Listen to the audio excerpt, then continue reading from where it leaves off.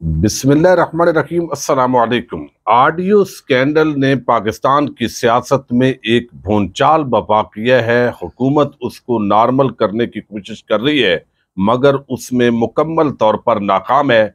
GHQ में हंगामी तौर पर इजलास हो रहा है, इस हवाले से भी बात करेंगे। और फवाद चौधरी के गार्ड को नामालूम अफराद ने अगवा किया और क्या डिमांड की गई। शहबाज शरीफ आज प्रेस कॉन्फ्रेंस करके फंस गए हैं और आसिफ जरदारी की हालत तशवीशनाक है, हॉस्पिटल मुंतकिल किया गया है। तमाम आम खबरों पर इस वीडियो में हम बात करेंगे। उम्मीद करूंगा कि आप समाप्त करने के बाद हमेशा की तरह अपने कीमती फीडबैक से जरूर आगाह करेंगे।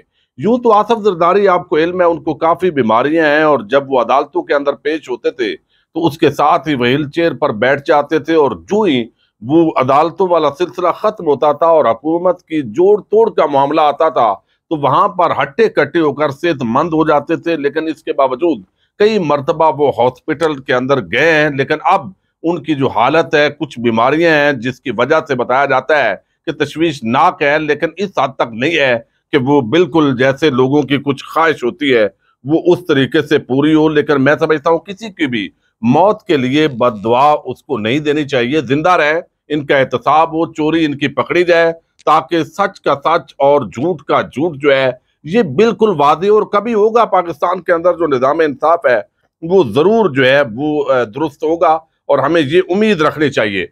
फिर उनको आज हॉस्पिटल के अंदर मुंतकिल किया गया है। आज सुबह से इतलात थी कि जो हॉस्पिटल है डॉक्टर आसम वाला, उसके जो सफाइयाँ हैं वो शुरू कर दी गई हैं, लेकिन बताया गया कि फेफड़ों के अंदर कोई उनका मसला है और इस पर डॉक्टर जो है, इस वक्त जो बोर्ड है वो इसकी पूरी तौर पर उनकी केयर कर रहा है और जो उनके बीमारियां हैं जहर उसका इलाज शुरू कर दिया गया है। दूसरी तरफ शहबाज शरीफ ने आज प्रेस कॉन्फ्रेंस की और प्रेस कॉन्फ्रेंस के अंदर अगरचे उन्होंने बहुत सी बातें की हैं लेकिन बहुत बड़ा एतराफ किया है। और इस प्रेस कॉन्फ्रेंस का जिसने भी उनको मशवरा दिया है यकीनी तौर पर उनको फंसा दिया है।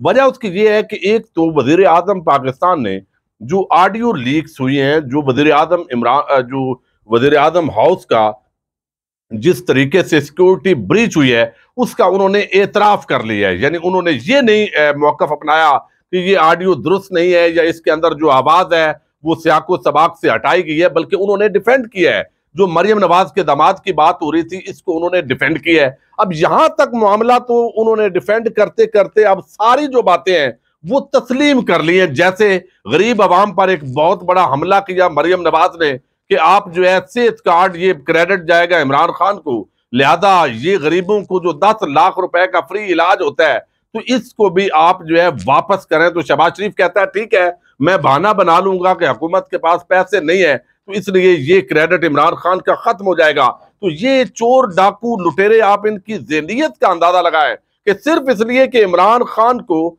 इसका क्रेडिट जाएगा तो उन्होंने गरीब और लोग जो हैं उनसे इलाज की सहूलत को छीना। फिर बाकी जो इलेक्शन कमीशन और चीफ इलेक्शन कमिश्नर को हदायत देने वाला मामला है तो वो जो जो बातें हुई हैं दरअसल इस प्रेस कॉन्फ्रेंस के जरिए शहबाज शरीफ ने उनको तस्लीम कर ली है। और यही वो मामला है, जब ये आगे बढ़ेगा सुप्रीम कोर्ट ऑफ पाकिस्तान में जाएगा, इलेक्शन कमीशन ऑफ पाकिस्तान के अंदर जाएगा, तो इमरान खान का जो बयानिया है इस वक्त के चीफ इलेक्शन कमिश्नर वो शरीफ खानदान का और नून लीग का नौकर है, उसको भी बड़ी इससे तकवीयत पहुंचेगी। और साथ ही उन्होंने आर्मी चीफ की तकर्री के हवाले से भी बात की। उन्होंने कहा जी जब इमरान खान ने तुस्सी दी थी तो क्या हमारे साथ मशवरा किया था? तो भाई आपके साथ उस वक्त मशवरा हो रहा था तो इसीलिए तो आपने वोट दिए थे आर्मी चीफ की एक्सटेंशन के अंदर। तो आप कोई फीडर के अंदर वो दूध पीते बच्चे तो नहीं थे वहां। वो जैसे तजाद हसन कहते हैं कि ये हदायत थी इनको कि असेंबली के अंदर जाकर आपने नाश्ता करना है और टाइम की बड़ी पाबंदी करनी है। तो जब इतनी जल्दी थी आपको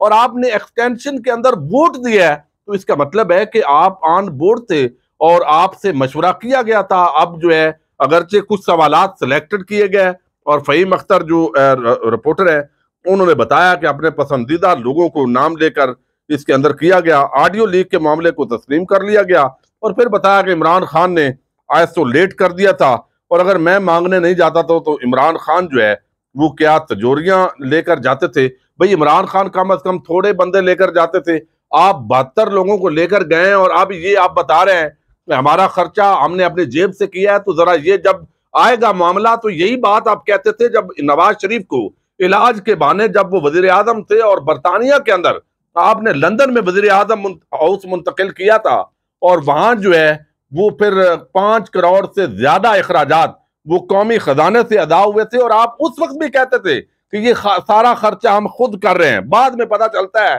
कि ये कौमी खजाने पर बोझ पड़ा है, और अगर बिलावल और आपने खर्चा किया है तो बाकी जो 70 लोग हैं उनका खर्चा किसने किया है ये भी नहीं बताया। फिर उन्होंने कहा जी अगर ये इंपोर्टेड हुकूमत है तो रूस के सदर मुझसे क्यों अच्छे तरीके से मिले। तो जो ये डिमांड की जा रही है इमरान खान की तरफ से कि भाई साइफर की तहकीकात करें, उस पर भी उन्होंने गोलमोल किया है। तो ये प्रेस कॉन्फ्रेंस आप देखेंगे कि शहबाज शरीफ को मजीद मुश्किलात का शिकार करेगी और उनको अपने आप को जो है वो जस्टिफाई करना आने वाले दिनों में मुश्किल हो जाएगा। दूसरी तरफ आप देखिए कि फवाद चौधरी ने एक बड़ा अहम इंकशाफ किया है। आज जो है रियासत और आवाम प्रोग्राम है जिसके प्रोड्यूसर हैं असद चौधरी साहब, और ये मारिया जदून जो है वो प्रोग्राम करती हैं पब्लिक टीवी पर, और वहां पर जो है उन्होंने इंकशाफ किया है फवाद चौधरी ने कि नामालूम अफराद गुज़श्ता रोज मेरे गार्ड को उठाकर ले गए, उसे तशद्दुद का निशाना बनाया और दबाव डाला, कुछ वीडियोज उसकी बनाई और उसे कहा कि हमारे साथ पैसे तय करो, हम आपको पैसे देंगे। लेकिन आपने फवाद चौधरी के हवाले से जहां जहां वो जाते हैं आते हैं आपने मुकम्मल इंफॉर्मेशन शेयर करनी है। तो वो कहते हैं शक्लें पहचान ली और मैं इनको घर तक छोड़कर आऊंगा। अब ये किस एजेंसी के लोग हैं ना मालूम, वो भी पकड़ा जाएगा और इंशाल्लाह मैं आम तौर पर इनको छोड़ूंगा नहीं, लेकिन पहले मैं जो यहाँ पर वकला की बॉडीज है उनके साथ इस हवाले से मुशावरत करूंगा। तो ये उन्होंने इल्जाम लगाया कि वो किसी ज़ाहिर एजेंसी से ताल्लुक रखते हैं और ये काम उन्होंने किया, और वो कहते हैं कि ये काम चूंकि इनको फुर्सत नहीं है इन कामों से। और फिर जो वजीर आजम हाउस के अंदर ये ऑडियो वाला स्कैंडल आया है, तो ये इस तरह के स्कैंडल फिर होते हैं। दूसरी तरफ इस वक्त जो हालात हैं आपको इल्म है कि ये ऑडियो स्कैंडल पर अगरचे मीडिया इलेक्ट्रॉनिक मीडिया के जरिए मट्टी डालो प्रोग्राम हो रहा है, लेकिन अवाम जो है इसको भूलने नहीं देगी। चूंकि अभी हैकर ने जुमे का दिन दिया हुआ है, उस पर उम्मीदें बांधी हुई हैं।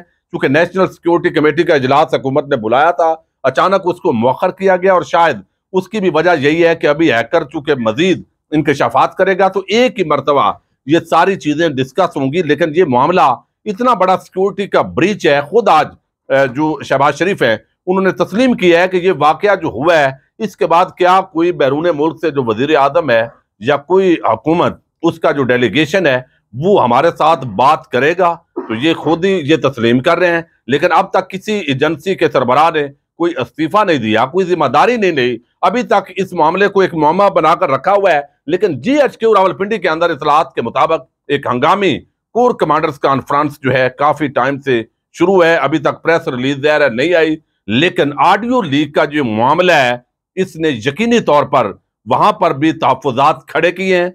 चूंकि जब एजेंसीज का मामला होता है तो यकीनी तौर पर जब आम आदमी सोचता है तो ये सिर्फ IB का मामला नहीं है, बल्कि ISI, MI और दीगर जो एजेंसीज हैं उनके हवाले से भी बात होती है। तो ये बहुत बड़ी पाकिस्तान की सुबकी हुई है इंटरनेशनल सतह पर, और ये पिछले चंद घंटों से इजलास जारी है। कोई प्रेस रिलीज आएगी तो उस पर बात करेंगे, लेकिन यकीनन प्रेस रिलीज यही होती है, हमें अब तो जबानी तकरीबन याद होती है कि मुल्की और दाखिली और खारजी जो मामलात हैं उनका जायजा लिया गया, मगरबी सरहदों का जायजा लिया गया, मशरकी सरहदों का जायजा लिया गया। तो ये चीजें तो तकरीबन हर बंदे को हिफज हो गई हैं। लेकिन यहाँ पर जिस तरीके से इसहाक डार की पाकिस्तान में एंट्री हुई है, मरियम नवाज जो है अगले चंद दिनों के अंदर वो बरतानिया रवाना हो रही हैं, फिर नवाज शरीफ की वापसी की बातें हो रही है, और इमरान खान ने भी अब तय किया है कि नवाज शरीफ की वापसी पर उसका इस्तकबाल पाकिस्तानी कौम ऐसे करेगी कि जो हैंडलर हैं, जो सहूलतकार हैं, जिन्होंने ये सारा पुतली तमाशा लगाया है और भानमती का कुंभा जैसे इकट्ठा हुआ है, इन सब को उससे अवाम जरूर सबक देगी। लेकिन बात वही है कि यहाँ पर फजल रहमान हो, आसफ जरदारी हो, नवाज शरीफ हो, आज तक जिन लोगों को चोर, डाकू, लुटेरा ये सबक पढ़ाए जाते रहे अवाम को, लेकिन बिल आखिर ऐसे लगता है कि जैसे रियासत के जो इदारे हैं वो इन सब के सामने बेबस हैं। न सिर्फ बेबस हैं बल्कि एक नंगा नाच जो है वो उनके सामने जारी है। तो हमारे जो मुख्तदार हल्के हैं जो हमारी जो मुख्तदार हल्के और उनके साथ कुछ जिम्मेदार जो शहरी हैं उनके लिए बड़े सवालात खड़े हो गए, और इस वक्त एक बड़ी बेयकीनी की सूरत हाल है। इस्लामाबाद के अंदर अभी लॉन्ग मार्च का ऐलान नहीं हुआ। इमरान खान लाहौर से आज पेशावर पहुंचे, वहां आम तकरीबात हुई और इसके साथ इस्लामाबाद के अंदर इतनी हालजुल है कि एक तो खान साहब ने कहा है कि इस मर्तबा हम ये रबड़ की गोलियां और जिस तरह ये बुलेट गन की धमकियां दे रहे हैं, आंसू गैस के जो शेल हैं वो करोड़ों रुपए के लगे हैं और एक बंदे पर जो आंसू गैस शेल फायर होगा उसकी कीमत तकरीबन 1750 वो लगाई गई है कि उतने में पड़ा है। तो ये सारा जो डराने का काम है। दूसरी तरफ हम देख रहे हैं कि यहाँ कंटेनर्स का इस्लामाबाद में इजाफा कर लिया गया है, क्योंकि इस मरतबा खान साहब 48 घंटे का शायद जो है वो पहले लॉन्ग मार्च का ऐलान करेंगे, तैयारियां मुकम्मल होंगी और माहौल आने वाले दिनों में यकीनन गर्म होने जा रहा है। लेकिन मुज़ाकरात फिर भी बैक डोर के अंदर जारी रहते हैं ताकि मौजूदा हालात के अंदर जो है वो किसी किस्म की मजीद पाकिस्तान के अंदर मुआशी तौर पर कोई जो है वो बेयकीनी पैदा ना हो। देखते हैं कि अब इलेक्शन की तरफ मामलात पुरअमन तरीके से जाते हैं या अवाम को सड़कों पर आना पड़ता है। इजाजत दीजिएगा, अल्लाह हाफिज।